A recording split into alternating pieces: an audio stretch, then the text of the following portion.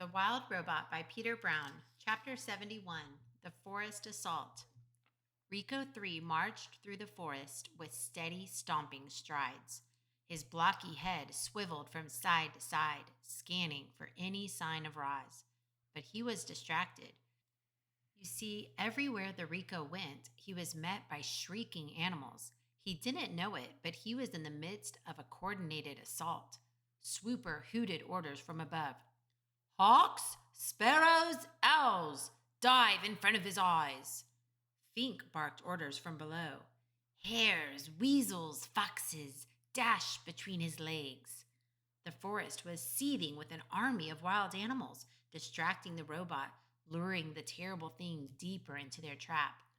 Chit Chat leaped out from the branches and clawed at the robot's eyes, yelling, Anyone who shows up on our island and tries to take my friend's mother away has a big problem, which is me.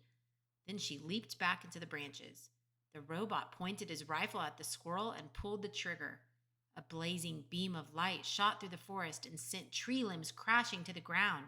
It grazed poor Chit Chat, singeing the end of her tail, but she ignored the pain and scurried up to the safety of the canopy.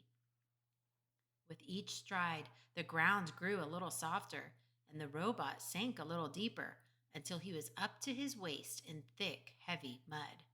His churning legs slowed to a stop, and he stood there computing whether to move forward or backward. Rico 3 was now an easy target. Begin the bombardment, ordered Swooper. The sky darkened as a swarm of birds descended from the treetops. They swooped past the robot and splattered his face with their droppings.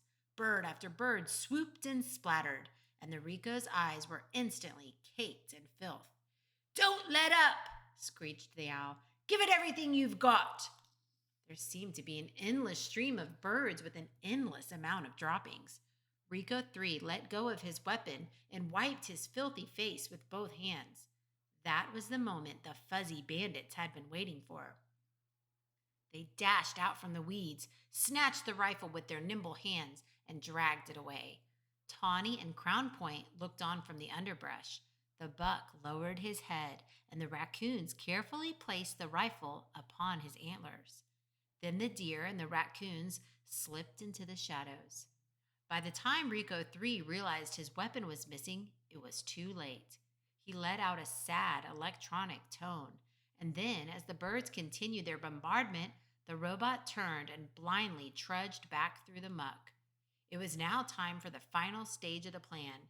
Broadfoot, the bull moose, emerged from the trees and stood directly in the path of the blinded robot.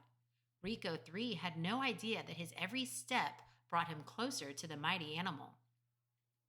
When the robot was in range, Broadfoot turned and kicked back with his powerful hind legs.